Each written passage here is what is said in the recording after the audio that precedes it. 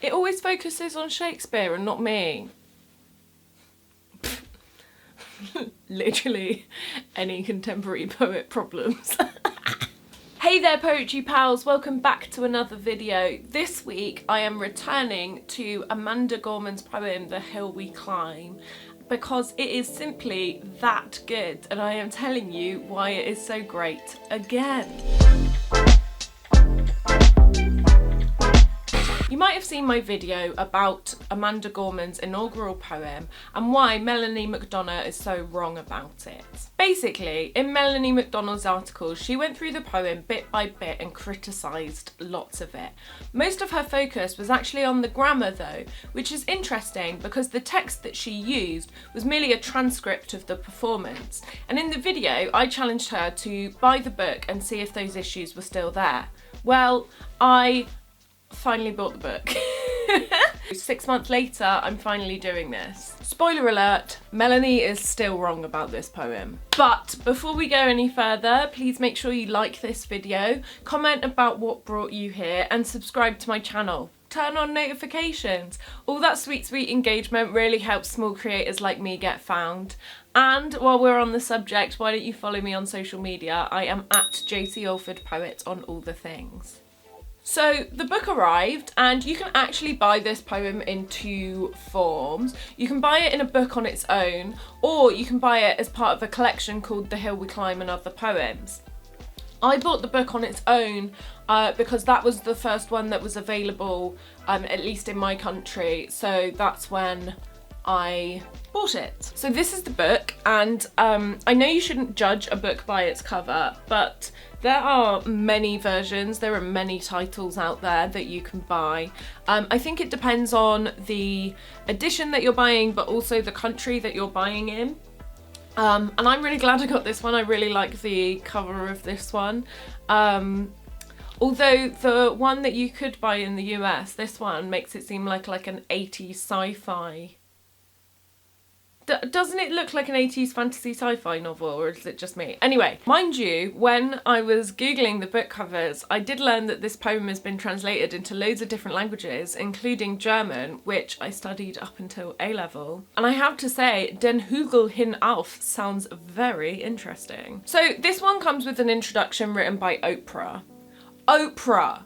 Ugh, you have totally made it when Oprah writes your foreword, am I right? The introduction is short and sweet. It focuses on that iconic moment that the poem found itself in, rose to, and then created. I remember when I watched this poem, I was working from home. We were in the middle of lockdown 3. My mental health back then was really quite terrible, and I was stupidly anxious, and I was trying to work, but it wasn't going very well. And I had the inauguration up on one corner of my screen while I was responding to emails, and I just had it on quiet. I was just sort of watching it, and then Amanda Gorman came up and I turned it up and I just stopped working, or stopped pretending to work, and I just sat and I watched it, and it was incredible. It's very good at being inspiring, which is what it was supposed to be, but the poem properly got me in the feels. It made me cry a little bit, but in a good way. And I'm not even a US citizen. I don't know if you can tell from my accent, but I live in the UK, and I still found it incredibly inspiring to watch. It filled me with hope. Yeah, because I think that's the power of spoken word, isn't it? It's like that, capturing that moment and creating a moment, which I think this poem really did. With performance poetry, spoken word, anything that is performed, you experience temporarily. It is a temporal event, which means it happens and then it's gone, which is why I really appreciate how this poem has, this poem's in the book just after the foreword from Oprah. It has an entire page just saying that this was read by the poet at the inauguration of President Joe Biden, with the date underneath. I think the cool thing I like about that editorial choice is that it situates the poem in the moment where it was presented, which I enjoy. But the cool thing about having this as written poetry is that we can linger over it a little bit longer. We can spend more time with the poem and really dig into the meaning. We can also explore the line breaks, which obviously you can't do so well in spoken word, which is why Melanie got so much wrong in my opinion, because she was using a transcript of the poem, which isn't the actual written poem, because so much more technique comes into page poetry and how it's presented on the page. Yeah, Melanie, it's almost like we cannot truly explore the written poem until we have the final written version of it. It's almost like we can't use just transcripts of the subtitles of someone reading a poem out, because that's not the actual poem and you get loads of stuff wrong. Isn't that weird? So now we finally have this, we can truly explore how it is presented on the page. We get to explore the line breaks like Amanda Gorman wanted them written. By the way, watch my video on line breaks, lineation and enjambment here. Plug, plug, plug. Always plug in. This poem has the whole book to itself with a little bit on each page, which gives the poem literally more space and gives us more time for lingering. The other cool thing is that the page breaks act as almost stanza breaks as well, which only adds to these moments of hesitation which allow us to slow down and meditate on what it is that we're reading. I don't want to do a huge in-depth line by line analysis, just because if I did, I'd probably miss some and this video would be hours long. So instead, we're just going to run through, we're going to focus on a few techniques that I missed the first time experiencing this poem, and also we're going to clarify some bits that Melanie got wrong in her article, including some sweet punctuation that totally changes the meaning of it. Hey Poetry Pals, Editing Josie here, just hopping on to say that Cass Morris has done an amazing job where they go through the poem line by line and analyse all of the stuff that's going on there. So I will link that in the description below if you're looking for something a little more in depth than what I'm going to do in this video. Hello, welcome. Ooh, pretty nails. Okay, shut up. Okay, so we're just going to run through this book real quick, page by page, and just talk about a few of my favourite techniques. We've got the foreword from Oprah Winfrey here. Got the sort of read by the poet, situating it in the moment, and then we have the poem itself. So it also starts with her introduction to it: Mr. President, Dr. Biden, Madam Vice President, and Mr. Emhoff, Americans and the World. Okay, so the poem begins here, and it starts with the phrase "when day comes." Now this is a phrase that is repeated later in the poem, but also this sort of imagery of daylight, dawn, light, dark is a recurring motif throughout the poem. Now, interesting here, compared to the last video, both of the versions that Melanie and I were able to find didn't have a comma here. So this is one sentence: the loss we carry, comma, a sea we must wade, which then means that the loss that we carry is a sea through which we must wade. This is different punctuations to the online versions, but it also fits, and the sea imagery again fits with the belly of the beast imagery in the next page, which, as I said in my previous video, I believe is a reference to Jonah and the whale. Throughout this, something that I noticed that maybe I didn't notice before is this repetition of we. And I think the reason why I noticed it here but maybe didn't notice it before is that we have we at the beginning of the lines here. So we have, okay, we don't have it here, but here, we, and it happens again throughout later in the poem. The reason I think we pick up on it here is the choice in the line breaks, which takes the weave to the beginning of each line. This is a technique called Anaphora, which is when you repeat a word or phrase at the beginning of a line, a clause, or a sentence. So yes, I think the we gives us this really strong sense of belonging, and as the reader, it brings you into the poem as well. We've learned that quiet isn't always peace. I really enjoy this as a phrase, especially after the pandemic, where maybe we've all been living very quiet lives, but that doesn't necessarily mean we've been living peaceful lives. And then we've got this sentence which, and the norms of notions of what just isn't always justice. This is lovely, bit of alliteration here with the norms and the notions, and then what just is. What's interesting here is norms and norms is notions of what just is. So I enjoy that.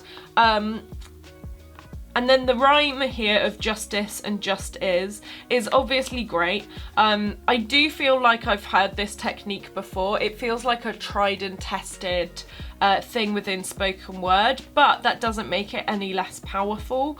Obviously, in America, and the justice system is less than ideal, especially when it comes to people of colour. So I'm going to say that this is a successful line. So we've got this bit, and yet the dawn is ours before we knew it. Somehow we do it. Somehow we've weathered and witnessed a nation that isn't broken but simply unfinished. So we've got multi-rhymes here of we do it, we knew it, and we do it. We've also got the repetition of the day imagery here, and the alliteration of weathered and witness. We've survived it and we've seen this happening. And also something that maybe I didn't spot before, but the line breaks here brought it out, is this repetition of somehow, which sort of like is this sort of recognition of our achievements and almost a disbelief of the achievements of people to have survived what we have survived. A nation that isn't broken but simply unfinished. Next page. Again, we have the repetition of we here. Throughout the poem before this point, we have the we, and then this page almost defines the we. We are the successors of a country and a time where a skinny black girl descended from slaves and raised by a single mother can dream of becoming president only to find herself reciting for one. In my previous video, Melanie says that this sentence doesn't work because the we, arguably the subject of the poem, doesn't have a verb. And she's right. This technically isn't a successful sentence because the we, the subject, doesn't have the verb. However, I feel like I have seen this technique before of like starting a sentence with a subject and then like just commaing it off. So like, poets, the readers of words. Poets, the readers of words. Is that a proper sentence? Am I I don't know. Comment down below if you think poets, the readers of words is a proper sentence, because if that is, then this is. I just had to come up with a more simplified version of it. Also, just to say, like, the sentiment of this part is beautiful and gorgeous and I love it. Okay? It's nice. Also, I just saw online that she has actually said that she wants to run for president in 2036. So, like, amazing. Wonderful. She hinted at it here. Okay, this is one of my favourite moments in the whole poem, this bit. So, and yes, we are far from polished, far from pristine, but this doesn't mean that we're striving to form a union that is perfect. We are striving to forge our union with purpose. So, finger clicks. Exposed. I'm a poet who can't click. I'm just gonna edit it in. Ready, Josie? Ready. Let's go. Okay, anyway, I like the difference between a union that is perfect and our union with purpose. I think the like difference between a and our really makes it wonderful because it creates ownership. We're not even trying for perfection because that's impossible, but our union, our thing is going to be with purpose, and we as readers and as listeners are brought into that purpose, which I like. In Melanie's article, she said that this sentence doesn't make sense because on the next page the sentence seems like it's continues. And she was like, surely this should be a comma. And it is. So shut up, Melanie. Okay, then we get on to this bit, which the alliteration. Honestly, I think this is my strongest. This is the strongest part of the poem for me. We've got rhyme, we've got alliteration, we've got antithesis. It's just wonderful. So I'm just gonna to compose a country committed to all cultures, colours, characters and conditions of man. And so we lift our gazes not to what stands between us, but what stands before us. We close the divide because we know to put our futures first, we must first put our differences aside. Mwah! Finger clicks! We've got that rhyme of divide and aside, which I love. And then we've got the between us and before us, and this sort of like these rhymes, these lines, sorry, are almost identical but with like key differences. I love that. I absolutely love it. So yes, this is, I love this. So strong, so strong. Okay, so now we're going to move on to this page, which is we lay down our arms so we can reach our arms out to one another. We seek harm to none and harmony for all. Okay, so this is something that I didn't necessarily spot the first time round that I absolutely loved. Okay, so obviously we've got the arms and the arms, which is an American classic of, you know, we lay down, every citizen has the right to bear arms. I can't remember which I don't even understand the Constitution, but yes, so that's we've got that. But what I love is the internal rhyme of arms, arms, harm, and harmony. So this repetition of the sound of arm through here pulls together arms as in weapons, arms out to one another as in hugs, harm as in weapons and causing harm, and then harmony as in the harmony of hugs. Wonderful. Okay. So I'm just going to get a bit punctuation nerdy here, but the colon here is lovely because it allows us to then list. So we've got, let the globe, if nothing else, say that is true, that even as we grieved, we grew, as we hurt, we hoped, that even as we tired, we tried. The alliteration here versus the antithesis is wonderful. We have grieved to grow it. We have grieving to growing, we have hurting to hoping, and we have tiredness to trying. The tired and tried, it is especially pleasing, especially seeing it written down, because it is literally just two letters swapped round, which like is so close to a visual rhyme, it's making my eyes feel funny. But I particularly like this line for that effect.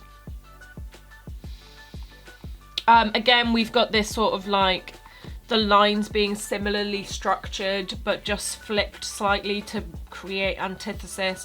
So no, victorious, not because we will never again know defeat, but because we will never again sow division. No, and so lovely. Okay, this one is wonderful. We've got some really great internal and we've got some really great multi-rhymes here. Multi-rhymes is just when multiple syllables rhyme, and it doesn't have to be in one word, it can be across multiple verbs. So have a listen. Scripture tells us to envision that everyone shall sit under their own vine and fig tree, and no one shall make them afraid. If we live up to our own time, then victory won't lie in the blade, but in all the bridges we've made. That is the promised glade, the hill we climb, if only we dare it. Because being American is more than a pride we inherit. It's a past we step into, and how we repair it. We've seen a force that would shatter our nation rather than share it. Okay, so just in case you didn't catch all of the rhyming here, because mwah, I keep doing chef's kiss and realising you can't say it, so it might mwah. Okay. So we've got the the Bible verse here, their own vine and fig tree. Fig tree is rhymed with victory.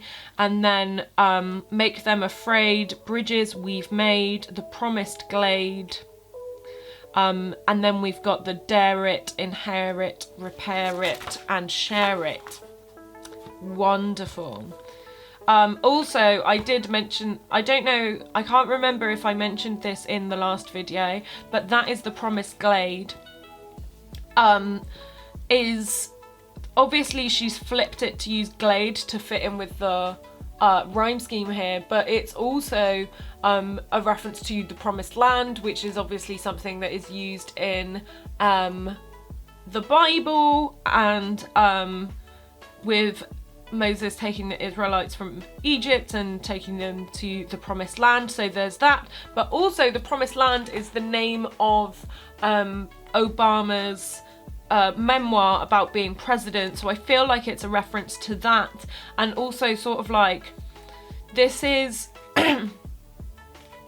this is what, you know, this victory of building bridges is what the promised land refers to in Obama's memoir. If you haven't already, I definitely recommend you listen or read Obama's memoir. If you get it on Audible, Obama actually reads his own memoir and it's fantastic.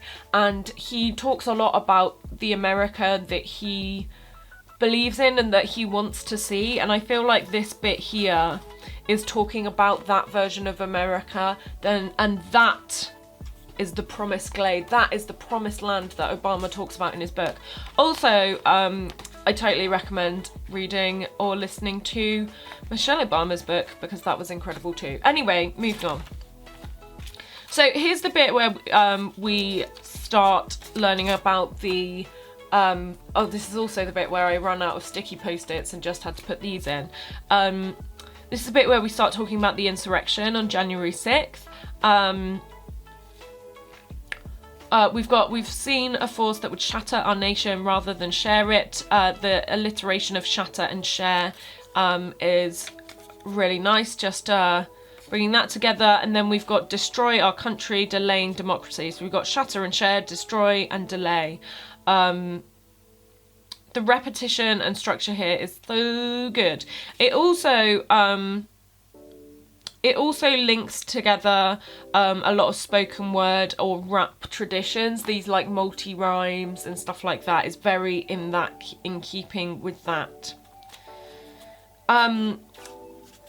Also, just to note that this section of the poem, the inauguration was on the 20th of January or the 21st?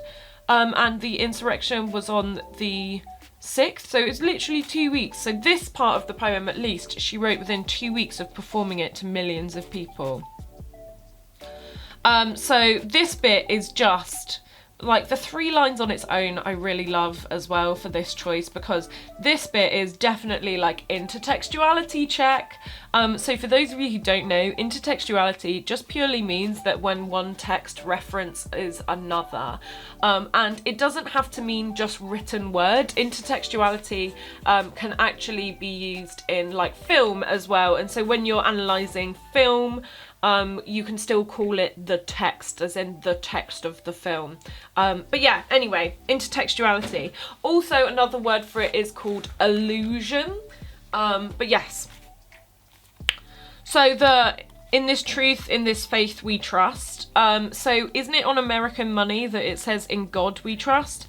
I kind of like the fact that she's taken God out of the equation here, and brought it back to this faith, and this faith that is in democracy, that like democracy can never be defeated, and it is in that faith that we trust. Because we have to trust in it, right? We have to trust that democracy will work, otherwise it definitely won't. Anyway, and also the next sentence, for while we have our eyes on the future, history has its eyes on us. I really like this. Throughout this poem, there are references to like the past, the present, and the future, and that we are inheriting a country that we have to, I say we, not me, I'm British, but like, you know, okay, I'm just going to talk about it like the world, okay? We are inheriting a world that the people who came before us have created, and we have to do something with this world so that the future generations have something to work with. And so we, you know, this feels like obviously a lot to do with like climate change and stuff, but also it definitely feels like America is going through, or should go through, some serious changes round about now. So yeah, and also it's a Hamilton reference, right? There's a song in Hamilton that's like, it's got our eyes on something. I'm pretty sure Amanda like tweeted about it as well. I'll be honest, I've only seen Hamilton once. I don't listen to the soundtrack endlessly like a lot of people, but I'm pretty sure that bit's a Hamilton reference. Comment down below what the actual reference is for me. Thanks, pals. This is the era of just redemption. We feared it at its inception. We did not feel prepared to be the heirs of such a terrifying hour, but within it we found the power to author a new chapter, to offer hope and laughter to ourselves. Okay, first of all, like my favourite bit here, I'm not going to stay too long because I've been talking for quite a while, but we did not feel prepared to be the heirs. Shut up. We did not feel prepared to be the heirs. This bit is just so lovely, and the rhyme and the rhythm and everything. Did not feel prepared to be the heirs. Wonderful. Okay. So while once we asked how could we possibly prevail over catastrophe, now we assert how could catastrophe possibly prevail over us. Now this is just gorgeous. It's a very simple technique of taking the sentence and flipping it just slightly. So while once we asked, now we assert. So when once we questioned things, now we know how. And then the first sentence, how could we possibly prevail over catastrophe, and then how could catastrophe possibly prevail over us. It's really wonderful because obviously the very first line of this poem is, when day comes we ask ourselves, where can we find light in this never-ending shade? So we ask ourselves, like, how can we ever recover from this? And then in this bit she's like, well, how can we not, because we are badass. Okay, next bit. This is the bit where we start getting real hopeful. It's a real call to action here, and I love it. So the idea of tenses is brought in here, of where once we asked this, but now we know this. That is further backed up in this next bit. We will not march back to what was, but move to what shall be. Really interesting here about the march and the move. So we will not march back to what was. March obviously has like military connotations, but also like protest marches and stuff like that. So we will not march back to what was, but move to what shall be. Lovely, wonderful. The move here, the choice to not use march again and change it to move, implies that we're taking the sort of like militarized action out of it. We just want to move on, which I love. And then we've got a country that is bruised but whole, benevolent but bold, fierce and free. So like the bold and whole rhyme here, the alliteration of bruised and benevolent and bold, and then fierce and free. Lovely, wonderful. Nice. So we're going to move on. This bit is all about the call to action, like what we're actually going to do with this time that has been given to us. The alliteration of eyes here. So yeah, we will not be turned around or interpreted. We will not be turned around or interrupted by intimidation, because we know our inaction and inertia will be the inheritance of the next generation. Mwah! Oh, sorry. Mwah! Our blunders become their burdens, but one thing is certain: if we merge mercy with might and might with right, then love becomes our legacy and change our children's birthright.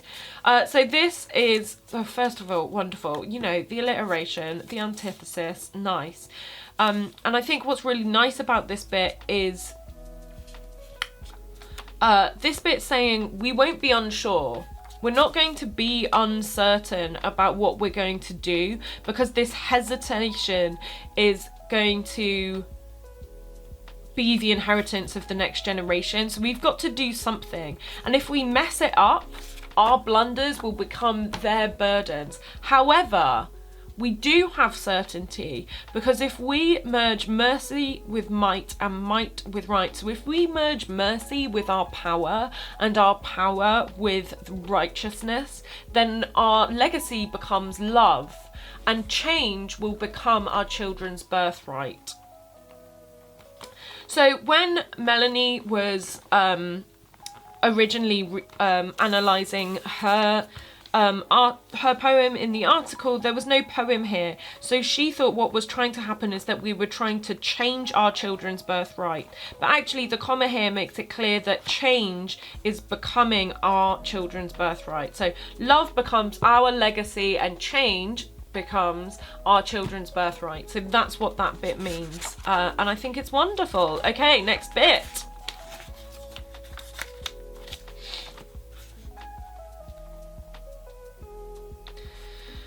So let us leave behind a country better than the one we were left. With every breath from our bronze-pounded chest, we will raise this wounded world into a wondrous one.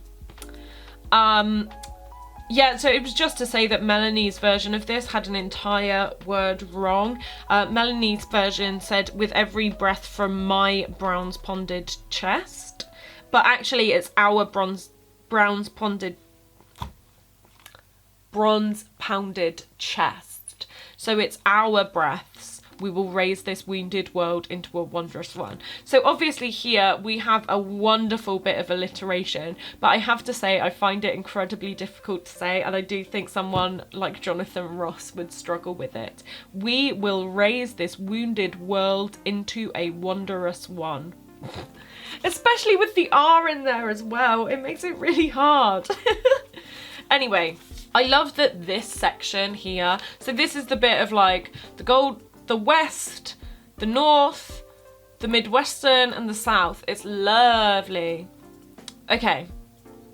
I love that this section is on its own page, and the exclamation marks makes it feel really epic. I think this happens in hymns, or at least in epic poetry a lot, like this repetition of like exclamation marks at the end as a call to action. It definitely happens in hymns, and I'm pretty sure it happens in epic poetry as well, and so I like this structure and callback. It's really nice. Okay, next up, final bit. Woo! Let me see what I've written here. Such a strong ending, call back to the beginning, out into the light we make. Yes! Okay. So this bit is just another tidy, beautiful bit of alliteration and rhyming and stuff like that. Oh, also a list of 3 here. We will rebuild, reconcile and recover in every known nook of our nation, in every corner called our country, our people, diverse and dutiful. We'll emerge battered but beautiful. Yes! Yes! Love that bit. So when day comes, again, calling back to the very beginning, I feel like it's a really nice way of tying up the poem as well. So we have when day comes, we step out of the shade, aflame and unafraid. The new dawn blooms as we free it, for there is always light. If only we're brave enough to see it, if only we're brave enough to be it. So let's go back to the first bit, shall we? Bloody hell. Okay, when day comes, we ask ourselves, where can we find the light in this never-ending shade? And so when the day comes, we step out of the shade, aflame and unafraid. The point is that we are the light. We create the light because we are aflame with inspiration, ready to like do the business of rebuilding a country. The new dawn blooms as we free it. We are in charge of bringing that light into the world, if only we are brave enough. And that is the hill we climb. So the main thing I want you to take away from this video is the relationship between page and stage poetry. The experience as the poet is different. You can use different techniques for the different mediums to play with meaning and the way you present the poem. But as readers, we experience the poem differently as well. Spoken word is this temporary experience that we have in the moment and then it is gone. We have less time with the poem, so we only pick up on the meanings that we can along the way. Whereas as readers, we can spend a lot more time with the poem, really dig into the layers of the poem as well. Personally, my favourite poems are the ones that can be done well in both contexts, both on the page where I can spend a lot of time with it, but also really good on stage as well. The second thing I want you to take from this video is that Melanie did not write a good faith, honest review of this poem. She didn't even try and get an accurate copy of it. She wrote that article because she writes lots of articles criticising women, and especially women of colour. I'm not saying that she's a misogynist and a racist for clicks. No, wait, that is exactly what I'm saying. Melanie, go back to doing whatever it is you did before you became a crap literature critic as an excuse to tear down women of colour. Okay.